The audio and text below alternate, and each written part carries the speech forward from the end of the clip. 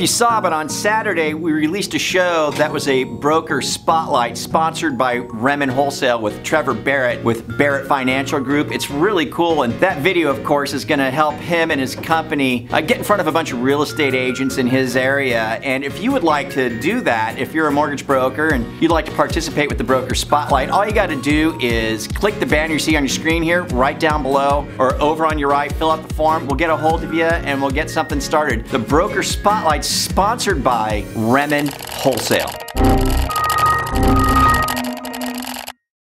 So a couple of days ago when I was perusing social media, I saw somebody post, it said, "How can a generation that was raised on South Park and Family Guy be so easily offended?" And I thought it was funny, and I kind of agree with that. I agree with, the Seinfelds and Chris Rocks who say that they don't want to play and do their comedy on college campuses anymore. I mean, I totally get it. Some things people say can be taken out of context or not aptly understood. Yet sometimes people can say things that give you a bit of insight into how they think. And when that person runs a company, a Fortune 500 company, one might conclude that the leadership position might influence the culture of said company. Right now, you're asking yourself, where in the hell is he going with this whole thing? Well, insert Wells Fargo. Now, we tend to stay away from these types of stories, but this is very public and very problematic. Wells Fargo CEO Charles Scarf was asked on a corporate Zoom meeting why Wells Fargo was having problems meeting its diversity goals. And he said, and we quote, "Because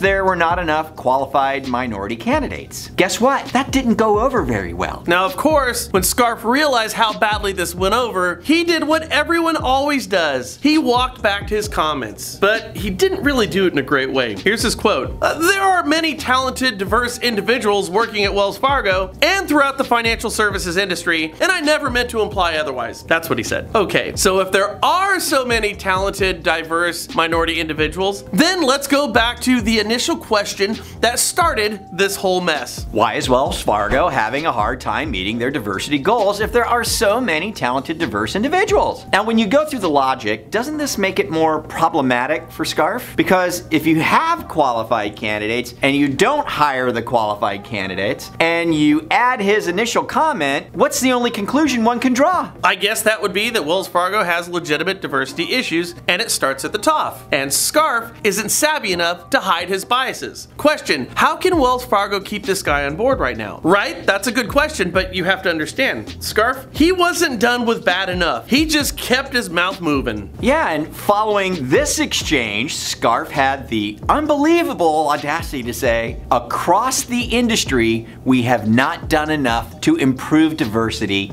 especially at senior leadership levels." So after his comments, he's blasting everybody else? That takes nerves. I gotta give him credit. Or stupidity. I'm not sure which one. So let's recap here what took place. When asked why Wells is having problem meeting diversity goals, Wells CEO said, 1, because not enough qualified minorities. 2, oops, I shouldn't have said that. We have lots of qualified candidates, just not hiring them here to meet our goals. 3, the industry is failing minority candidates, especially in positions like the one I have.